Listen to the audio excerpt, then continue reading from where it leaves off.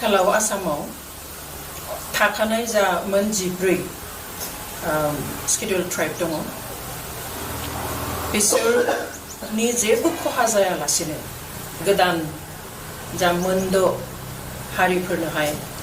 गोदानै एसटि होनो नागिरनाय बाथ्रा बेनि बेलायाव बुंगासिनो जे जेबो खहा जायालासिनो थाखानाय मोन 14 स्केड्युल ट्राइबफोरहा एबा ट्राइबेलफोरहा जेबो खहा जाया आरो खहा जायै बायदि गोदानै बिसोरखौ थिसनदों बेयाव खुनु आसलते जुक्ति गैया खुनु बेबादि फर्मुला थानोनो हाया खारन भारतनि संबिजितावहाय मोनसेल' एसटिनि बाथ्रा दङ बेवहाय बे खहा जायैनि बाथ्रायानो गैया बेनिखाय जों सानो जे बिथांमोना जायफ्रा नागिरदों बिथांमोना ओबीसी हिसाबै दङ ओबीसी हिसाबैनो बिथांमोनखौ मोर पावार होनांगौ जिखिनि बिथांमोननि जौगानायनि राहा लामा बेफोरखौ नागिरनानै होनांगौ आरो गुबैयै बिथांमोना मानि थाखाय एसटि नागिरदों स्केड्युल ट्राइब जानो नागिरदों बेखौहाय आइडेन्टिफाइ खालामनांगौ जाहोनफोरखौ जे मा जाहोननि थाखाय बिथांमोना गोदानै एसटिआव हाबनो नागिरदों आरो बे जाहोनफोरखौ एसटिआव सोआलासिनो बेफोरखौहाय माबादिहाय सल्भ खालामनो हागोन माबादिहाय समाधान खालामनो हागोन बिनि लामाखौ सोरखारा आसलते नागिरनो नांगौ खारन गोदानै एसटि थिसनोब्ला बेयाव खहा जायैनि खुनु रावबो बेबादिहाय फर्मुला दिहुननो हानाय नङा आरो बेखौहाय बे थाखानाय एसटिफ्रा गनायनायबो नङा दिनै स्पेशली आहमनि बेलायाव जों नुदों जे बिथांमोना बुंदों जे जोंनो साख्रिनि रिजार्भेसन नाङा आरो एडमिशननिबो रिजार्भेसन नाङा अब्ला मानि थाखाय एसटि जानो नागिरदों बिथांमोना क्लियारलि बुंदों जे जोङो आसामखौ बासायनो थाखाय तो आसामखौ बासायनो थाखाय एसटि नङा बिथांमोना आसाम एसेम्ब्लियाव आयेन आफादावहाय आयेन दाहोनो थाखायसो नारसिननो नांगौ जे माबादि आयेन दायोब्ला आसामखौ बासायनो हागोन आसाम बिधानसभा दङ एसेम्ब्लि दङ सोरखार दङ तो बेयावहाय ओरैबायदि खान्थि दानांगोन ओरैबायदि ल दानो नांगोन आरो बिनि गेजेरजोंनो मा खालामनो हागोन बिथांमोना जेखौ गिदों जे दिनै असमखौ बासायनो हाला गोदान ल लाबो एसेम्ब्लियावहाय असमखौ बासायनो हागोन गोदान ल लाबो आसामनि हारिमुखौ बासायनो हागोन गोदान ल लाबो आसामनि रावखौ बासायनो हागोन गोदान ल लाबो आसामनि हा हुफोरखौ बासायनो हागोन एसटि जानानै बेफोरखौ बासायनो हानायनि लामा गैया आरो जुदि बेखौनो हायोमोनब्ला दिनै जों मोन 14 एसटिफोर दंखायो अब्ला मानो हायाखै आरो बे मोनद' माहारिफ्रा एसटि जानानै बोरै आसामखौ बासायो बेवहाय जों नुनायाव बेयो जोंखौ नाख्रेबनायनिसो मोनसे साननाय बादि नुहुरो नाख्रेबनो थाखाय लानाय मोनसे थांखि बेवहाय बेखौ जुदि जाहोयोब्ला जों जोंनि इयुनखौ स्पेशली इयुन जोलैनि इयुनखौ जोङो खोमसि खालामना होनाय जागोन बेवहाय जोंनि जायफोर दैदेनगिरिफोर बिथांमोनाबो साननो नांगोन सोरखारा माबा मोनसे साननानै माबा मोनसे मावोब्ला बे आलादा खोथा रायजो सोरखार आरो सेन्ट्रेल सोरखारा खिन्थु जोंनि गावनि जाय राजखान्थियारि गोहोखौ जोङो थै जिउ होनानै मोनदों बे राजखान्थि गोहोआव थानाय जोंनि दैदेनगिरिफ्रा जाहाथे बेबायदि एनअसि होनानै बा गेजेर गेजेर खोथा बुंनानै जाहाथे जोंनि जा थाखानाय मोनखानाय जोंनि रैखाथिनि थाखाय जि जोंनो मोनसे दाहाल बादि होनानै दोननाय स्केड्युलखौ जाहाथे खोमानानै लाया दिनै आहमफ्रा बुंनाय बादि कुच राजबंसिखौबो आं दाख्लै बुंदों जे बिथांमोनाबो बुंदों जोंनो साख्रि आरो एडमिशननि बेलायाव जोंनो रिजार्भेसन नाङा जोंनो हानि मोन्थायनि थाखायसो एसटि बुङो हानि मोन्थायनि थाखाय बिथांमोना एसटि गैया नाथाय दिनै जोंहानो दिनै एसेबां बोसोर जों आंथ' जोनोमनिफ्रायनो आं गावखौ एसटि होननानै मिन्थियो स्केड्युल ट्राइबनि सिङाव बर'फ्रा होननानै मिन्थियो अब्ला थेवब्लाबो जोंहा दिनै हानि जेबो रैखाथियानो गैया दिनै ट्राइबेल हिसाबै जोंहा ट्राइबेल बेल्ट एन्ड ब्लक दङ खिन्थु बे ट्राइबेल बेल्ट एन्ड ब्लकआव सारा आसामनि जितु ट्राइबेल बेल्ट एन्ड ब्लक दङ बिनि 5,25,000 बांसिन बिघा हाया दिनै बेदखल जानानै दङ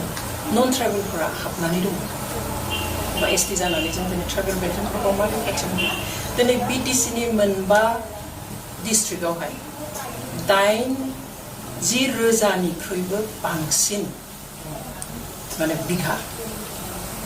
80,000 बिघानिख्रुइबो बारा हाखौ दिनै नन ट्राइबेलफ्रा कब्जा खालामनानै दङ एबा बेदखल खालामनानै दङ दिनै हाइकर्टआव केस खालामबाय हाइकर्टआ अर्डार होबाय जे ट्राइबेल बेल्ट एन्ड ब्लकनि बे नन ट्राइबेलफ्रा बेदखल खालामना थानायखौ एडिट खालामनांगौ होखारनो नांगौ नाथाय खालामाखिसै दिनै 2019 मायथाइनि 30 डिसेम्बराव मोनसे अर्डार होदों हाइकर्टआ डिसिफोरखौ दिनै बिटिसि सरकारखौ आसाम सरकारखौ जे बे दखलि जायफोरा आयेन बेरेखायै ट्राइबेलफोरनि हाखौ दखल खालामनानै होनाय बेफोरखौहाय गासैखौबो होखारनो नांगौ आरो बे हाफोरखौ उदां खालामनानै ट्राइबेलफोरनो होफिननो नांगौ दिनैसिम खालामाखिसै अब्ला बिथांमोना एसटि जानानैनो हानि रैखाथि मोनगोन होननानै बोरै सानदों बेनिखाय खोथाफ्रा एसेबां इजि नङा आरो सम बिजिताव कुनु माबा भि माबा आर माबा इउ बेफोरबायदि कुनु एसटि थानाय माने गैया जानोबो हाया आरो बेफोरबायदिखौ जुदि मालाबा दिनाव खालामोब्लाबो जों सानो बेफोरनि थाखाय अनेक बोसोर नेनो नांगोन अब्लासिम हयथ' जेबोआनो थाहैनाय नङा खालि जोंनि गेजेराव बे नांलाय खमलायफोरा जालायबाय थागोन दिनै बायदिसिना गिदिर गिदिर इस्युनिफ्राय डाइभार्ट खालामनानै जोंनि जि मोन्थाय बेखौ दिनै लोरबां खालामनो नागिरदों बेखौ जोंनिफ्रायबो स्टेन्डखौ जोङो क्लियार खालामो आरो बेखौहाय दिनैनि खोथा नङा आं पार्सनेलि हिसाबैबो आं गोबां बोसोरनि आगोलनिफ्रायनो बे जिथु प्रप'जाल फैबाय थादों बे प्रप'जालनि बेरेखा आं बुंगासिनो बिथांमोननि जौगानायनि बेरेखा जों नङा नाथाय जि जाहोनफ्राव बिसोर नागिरदों बे जाहोननि थाखाय एसटि जानांगौनि जेबो गोनांथि गैया बेनिखाय जों सानो जे खालि जोंखौ मोनसे हारासमेन्ट होनाय जों ओरैनोबो जोंहा जेबो गैखाया आरो गैयिखायनो जोंनि रैखाथिनि थाखाय बे बेबस्थाखौ खालामदों आरो दिनै बे बेबस्थायाव जुदि जों खालि 45 लाखसोल' मानसि दङ 14टा मोन 14 एसटि ट्राइब्सफोरनि गेजेराव ओजों जायफ्रा बिदों 6थाल' जानो हागौ जन'गोष्ठिया नाथाय बेयाव 1.5 कोटि आसामनि टटेल पपुलेसन जेसेबां जोंहा आसामाव अनजिमा दङ सुबुं अनजिमा बेनि खावसेयानो बेयाव हाबनानै दङ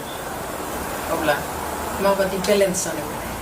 बे 45 लाख आरो 1.5 कोटिनिख्रुइबो बारा दा बोरै बेलेन्स जानो बोरै गसंथानो हानाय जानो अरिजिनेल ट्राइबेलफ्रा बेवहाय बे खुनु पथे सम्भब जाया जुदि बिथांमोना माखौबा गिदोंब्ला मानिबा थाखाय दिनै असमिया बा आसामा जोबनोसै बा थ्रेट फैदों होननानै सानदोंबा बे थ्रेटफोरखौ आइडेन्टिफाइ खालामो आरो बे थ्रेटआ जोंनिफ्राय फैयाखै बेवहाय बेखौ रोखा जानांगोन आरो बिथांमोनाबो बुजिनो नांगोन दिनै जुदि जों नायो जे आसामाव जुदि जोङो मोनसे कमिउनिटिनि हारिखौ जुदि जोङो बिजिरनानै नायोब्ला आहमनि गेजेरावनो जोङो बयनिख्रुइ सिंगल मोनसे कमिउनिटि हिसाबै बिथांमोनानो बयनिख्रुइ गोजौ बयनिख्रुइ बारा साख्रि मावग्रा बयनिख्रुइ बारा धोनि बयनिख्रुइ बारा फरायनाय बयनिख्रुइ बारा फरेन कान्ट्रिफ्राव थानाय आसामनि सासेल' नङा चिफ मिनिस्टार जालांनाया बेवहाय बिथांमोन बादि एडभान्सड मोनसे माहारिया जुदि जों बादि जायफोरखौ दिनै एसटि मर्यादा होनानै दोनख'वाबा रैखाथि होआब्ला जोबलांगोन होननानै साननाय बे हारिफोरजों जुदि दिनै थाफानो नागिरोब्ला बे जोबोद दुखुनांथाव आरो दिनै सोरखारा खालि राजखान्थिनि मुङाव राजखान्थि खालामोब्ला मोजां आरो बेनिखायनो मोजाङै बाथ्राफोरखौ साननानै दिनै इलेक्सननि थाखायल' हिसाब खालामालासिनो गावनि सोरखारखौ बासायनो थाखायल' हिसाब खालामालासिनो थारैनो बे जेनुइन जायफ्रा अरिजिनेलि क्राइटेरिया कनस्टिटिउसनाव होनाय क्राइटेरिया फुलफिल खालामनाय आरो दासिमबो जोथोन लानो गोनां जोंफोरबादि बे मोन 14 जा ट्राइबेल माहारिफोर दङ बिथांमोननि खोथा साननानै जाहाथे पलिटिक्सनि नामाव जाहाथे पलिटिक्स खालामा बेखौ जों जोंनिफ्राय खावलायो